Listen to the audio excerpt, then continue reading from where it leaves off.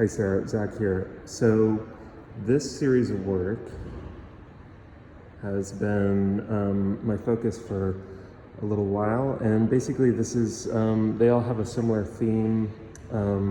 It's basically tracking the path of circuitry through the glass. So glass is an insulator, and then combined with conductive materials such as copper wire, the circuitry is kind of laid out for the viewer to see with these sort of lighting pieces.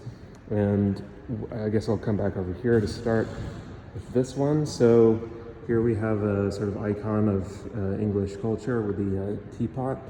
And so the lid is the switch. So when it's raised up, it doesn't make contact with the base of the piece, and then when you want a little bit more light, you just lower it back down through this mechanism. And what can I say about this one? So we've got some blown glass, laminated wired safety glass here. And then if we come over here, I guess we'll start with this piece. So this uses sort of not the easiest process in the world. So this is water jet cut safety glass again, and that is put into a frame of regular float glass. Everything is fused together, and then after quite a lot of cold working, this is the result. And so the safety glass is usually just used, for fire safety purposes, but I figured maybe we could use this as an actual wire, and lo and behold, that works. So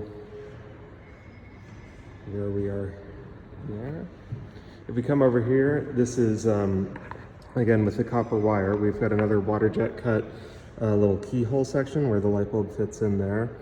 The switch is mounted here.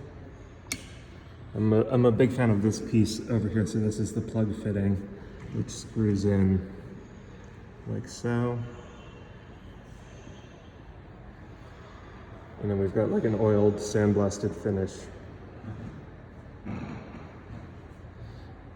Now, I'm gonna come over here before I stop. So this one uses the similar process of the water jet cutting.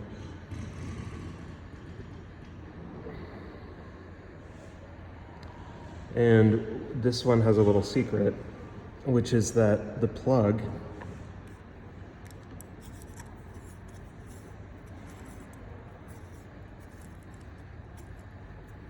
has the same threading as a light bulb. So the light bulb can attach over here, and the plug can go over there, or vice versa. So this can be oriented in quite a few different ways. And of course, you always turn the power off before doing something like that. Safety first. So the one element that I don't have any control over is the bubbles that sort of emerge during the firing process. And these are, I'm not sure exactly what these are caused from, if there's something off gases, or if when the wires are made, there's a tiny air bubble trapped within there. But that's an element that is just kind of left up to fate.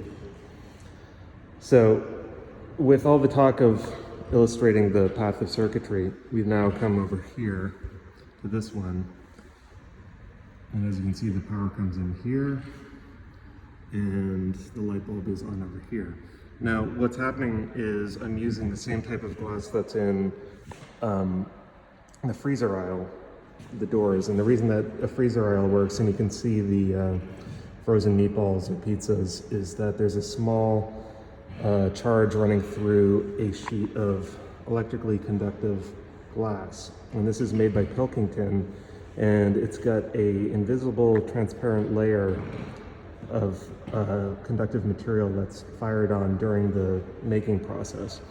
So this work kind of came about during an artist in residence program with Pilkington, and I said surely we can do something a little bit more interesting than make freezer aisle doors.